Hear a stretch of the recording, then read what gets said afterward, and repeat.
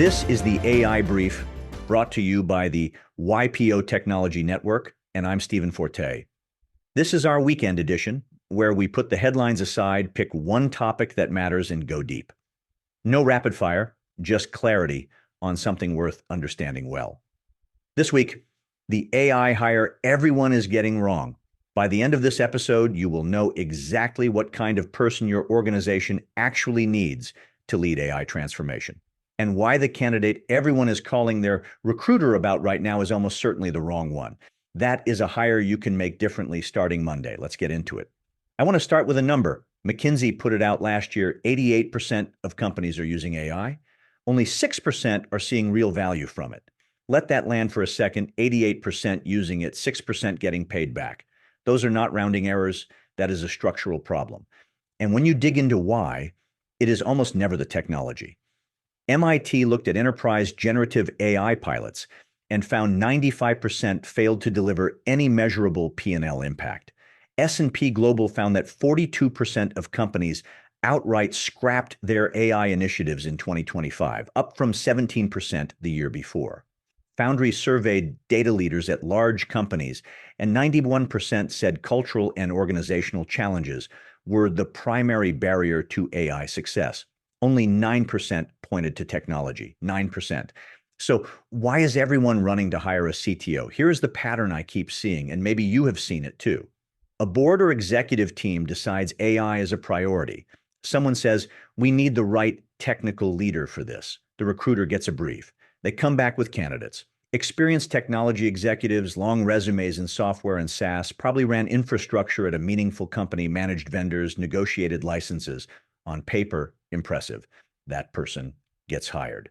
Month 1, they are meeting with vendors. Month 3, they have a strategy deck. Month 6, there are pilots. Month 12, the pilots are still running. Month 18, someone quietly asks, are we actually doing anything differently? The room goes quiet. A Fortune 500 logistics firm went through exactly this, spent a year building advanced neural network architectures. At the quarterly business review, the CFO asked one question: how has this improved our operating margins? The room fell silent. The models worked perfectly in a sandbox. They were entirely disconnected from the ERP system that ran the business. Warehouse managers were still using legacy spreadsheets. Millions spent, zero workflow change. That is not a technology failure. That is a leadership failure. And it is the same failure playing out again and again because companies keep reaching for the wrong kind of leader. Before I tell you what the right hire looks like, let me be clear about what I am not saying. I am not saying technology does not matter. I am not saying you do not need CTOs. I am not saying AI is simple. I am saying that the challenge of AI transformation inside an established organization is not primarily a technology problem. And the people who are best at solving technology problems are often the worst equipped to solve it. Deloitte's CTO, and credit to him for saying this publicly, identified what he called a diagnostic signal for companies getting this wrong. They spend 93% of their AI budgets on technology and 7% on people. The workflows, the training, the culture, the redesign of how work actually happens. He called it completely out of sync. He also said it is timeless, the same mistake made across every technology wave for 30 years. BCG has a framework they call the 10-20-70 rule. Only 10% of AI value comes from the algorithm, 20% comes from the data, 70% comes from process and governance transformation, 70%. So we are hiring for the 10% and ignoring the 70%. Here's the thing, and I've been sitting with this for a while. AI is not a technology initiative.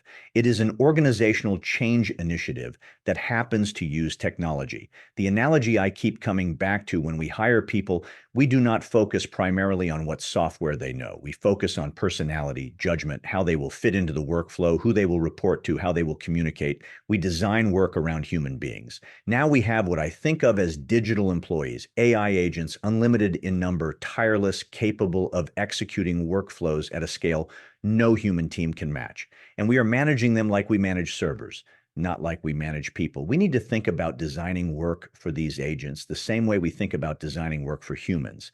That is not a CTO function. Never has been. I want to spend a minute on IBM Watson Health, because it is the most expensive cautionary tale in this space. IBM invested roughly $4 billion building Watson Health. The flagship project was a partnership with MD Anderson Cancer Center. The goal was a tool to help oncologists make better treatment decisions. They spent $62 million over 4 years. A University of Texas audit found the recommendations were described internally by IBM's own deputy chief health officer as unsafe and incorrect. They never treated a single patient. The division was eventually sold off. The postmortem is telling. The conclusion was not the AI did not work. The conclusion was that IBM's leadership was dominated by sales executives who lacked the deep healthcare experience needed to navigate the nuances of patient care.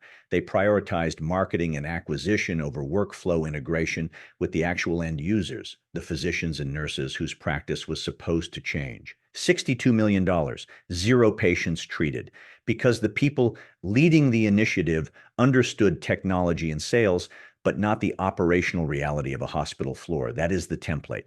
And it is playing out at a smaller scale in companies all over the world right now. So what works? Private equity figured this out faster than most because PE has no patience for a 2-year transformation that does not move EBITDA. Korn Ferry published a report last year on a new role emerging across PE portfolios. They call it the AI operating partner, not CTO, operating partner.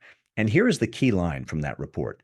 Concerns that traditional tech-focused leaders may lack the depth to maximize AI's potential have led some private equity firms to introduce this new position. The first two archetypes Korn Ferry identified for this role are business leaders and commercial operators, not technical architects. Heidrick & Struggles called the hiring of this role an enormous spike. What are firms looking for? Executive communication, stakeholder management, the ability to look at an organization, understand its workflows, understand where the friction is, and identify where AI actually creates advantage, not just where it can technically be deployed. Here is where I land on this. The operating AI partner is someone who has been an operator.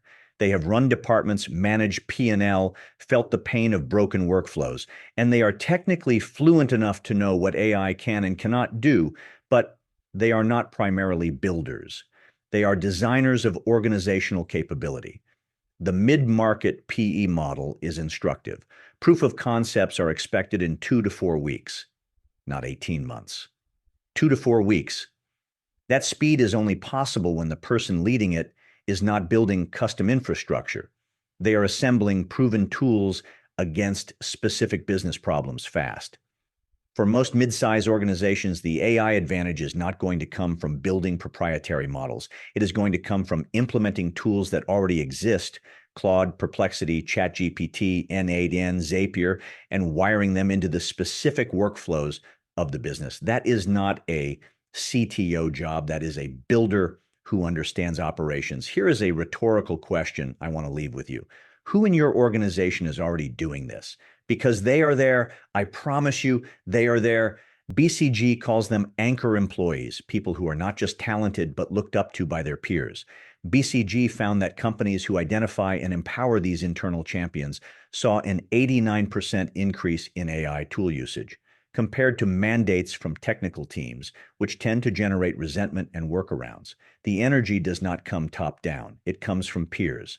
Think about your AP team, your investor relations person, your head of HR. One of them, I would bet on it, has been quietly building things, building reports in a fraction of the time, automating reconciliations. They never mentioned their tools in a meeting. They just got more work done than everyone else. And if you went and asked them what they have been using, they would light up. That is the person you want leading your AI capability. Not exclusively, but as the champion, the builder, the translator between what AI can do and what the business actually needs. Accenture ran this playbook internally and grew to 50,000 citizen developers, reducing demand on their formal IT team by 30%. Forrester found that citizen developers, business operators with domain expertise, not professional coders, are already delivering 30% of generative AI automation apps. And here is the thing that flips every assumption about the mystique of AI. The only skill required to program an AI is the English language. You describe what you want. The AI executes. The most important skill is not coding. It is understanding the business problem precisely enough to describe it with precision. That is a business skill. Your AP manager has it. Your ML engineer probably does not for AP workflows. The Ignite Tech story is the inverse example. A CEO who had to replace nearly 80% of his staff after a failed AI rollout noted the most striking thing. Technical staff were the most resistant to AI adoption. Marketing and salespeople were enthusiastic. The mystique of AI, but it can't really do that skepticism, lives most densely in the people who spent their careers understanding the limits of old systems.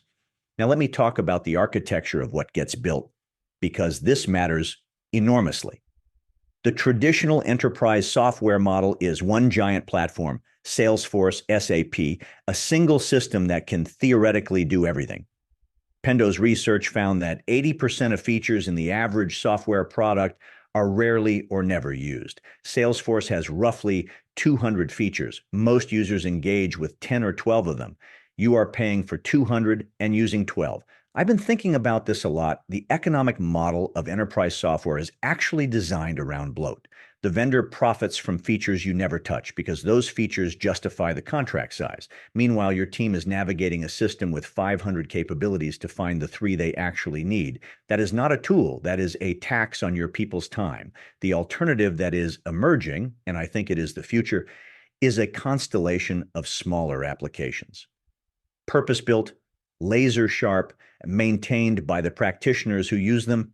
Your AP team builds the tool that handles their specific reconciliation edge case. Your investor relations person builds the tool that drafts the quarterly update. These people understand the nuance of their challenges in a way no outside developer ever will. They can describe the problem precisely, and with vibe coding tools, AI-assisted development that requires no traditional coding skills, 63% of users are already non-developers. Searches for vibe coding surged 6,700% in a single quarter last year. The traditional CTO is accustomed to large teams, long cycles, complex infrastructure, and that creates a particular gravity. You hire a great CTO on paper, and 3 months later, they want to hire 6 more people. 6 months later, you have a team of 8 and a roadmap that will take 2 years to execute. Before you know it, you have spent a fortune on people and infrastructure, and the business is still waiting for the value. What you need instead is someone who is sharp and scrappy, who can bolt a solution together in hours, put it in front of users, iterate based on feedback, and ship something that works next week. That person is probably not the one who spent 15 years managing enterprise infrastructure. They are the one who has been building automations on weekends because it is faster than waiting for IT. I know what some of you are thinking right now. This sounds like shadow IT. This sounds like chaos. It is not, if you govern it correctly. And governance here is simpler than it sounds. Every automation, every bespoke tool, every AI workflow should report to a central catalog, a SharePoint list, a Notion database, a Google Sheet, something that captures what the tool does, what data it touches, and the architecture, documented as a structured note, updated automatically by the tool itself. The AI that runs the automation can also write the report that tracks it. And this is not theoretical. Dell's CFO has been deploying AI agents in finance without routing through central IT. And the design includes accountability structures that satisfy regulators. The principle: each tool is accountable to the catalog. The catalog is readable by anyone who needs it, including auditors, regulators, and the CEO who asks, what are we actually running? What you avoid this way is what I call the fiefdom problem. One developer builds a complex automation, only they understand it, they leave, the automation breaks, nobody knows what it did. That cannot happen if every tool is simple enough for its operator to maintain and documented enough for anyone to audit. The constellation model only works if it is legible. And legibility is achievable, and as long as you build it in from the start. Let me pull the thread together because I want this to be usable. We started with the data. 88% of companies using AI, 6% seeing value, 95% of pilots failing to hit the P&L. The problem is not the technology. 91% of data leaders say it is culture and organizational design. The remaining 9% say it is technology. We looked at the failure pattern, the traditional CTO hire that leads to pilots in sandboxes, disconnected from the workflows that actually run the business. IBM Watson Health at $62 million and zero patients. The Fortune 500 logistics firm with a perfect model that never touched the ERP. We looked at what works, the operating AI partner who comes from operations, not infrastructure. The anchor employee hiding in plain sight, the citizen developer revolution, 50,000 at Accenture alone, a 4.1 citizen to developer ratio by Gartner's count. We looked at the architecture, not one giant bloated platform, but a constellation of small bespoke practitioner-maintained tools, vibe coding making it real, English as the programming language. And we looked at governance, the central catalog, the self-reporting automation, the accountability structure that makes it all auditable without making it slow. The through line is this: AI transformation is an organizational design challenge, not a technology challenge. The person you need to lead it has a business brain, operational experience, and enough technical fluency to know what is possible, not someone who has spent a career building systems. The systems era is over. The assembly era has begun. Here is the line I want you to take out of this episode. You do not need someone who can build the machine. You need someone who knows which machine to rent, how to point it at the right problem, and how to get your people to actually use it. That is the YPO Tech Network AI brief for Saturday, April 4th. I am Stephen Forte. If this was useful, send it to a fellow member. I will be back Monday with more. Until then, stay sharp.